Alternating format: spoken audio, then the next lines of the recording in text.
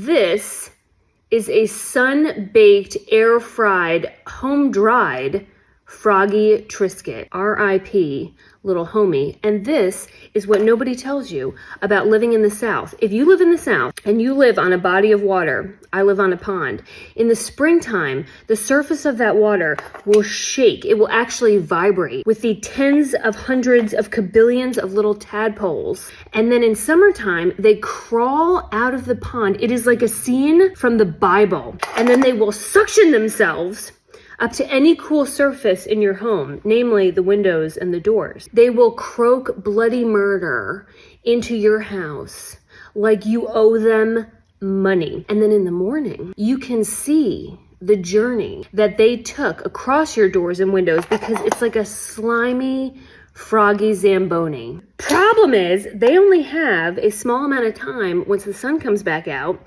to hippity-hoppity get their happy little asses back in the water before their moist little bodies completely dry out and they turn into mummies. They will just fossilize there, and then when you open the door in the morning, they will fall on your head. Once the sun sets, you're not going out. You're staying in. You are going nowhere because they will attach to the door.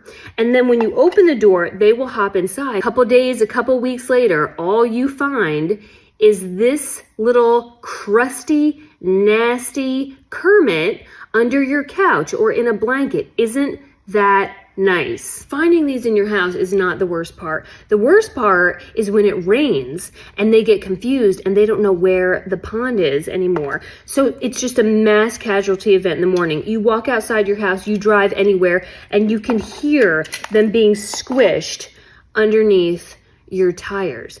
And this week, it rained and I left my house to go to work and I am on the phone with a lender talking about a mortgage application for a buyer, and I buckle in and I look out my now very dry windshield and I see one of these staring me dead in the face. I can gingerly pick him up and bring him back to the pond, but I'm not touching that. I can step on the gas and fling him off into oblivion, and I'm also not going to do that because he probably has 10,000 side pieces. He has 200,000 children somewhere, and I'm not trying to break up families. So I start the truck, and I figure the moment he feels the thunder of a Cummins diesel engine, he's going to go make other choices, and he doesn't.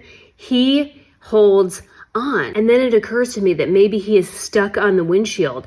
Maybe his wet little body plus the sun beating down, that he is just like on there. And so I'm thinking what he needs is a little bit of lube. So I very innocently give a little tippy tappy to the windshield washer fluid. Do you know what happens when you hit the windshield washer fluid?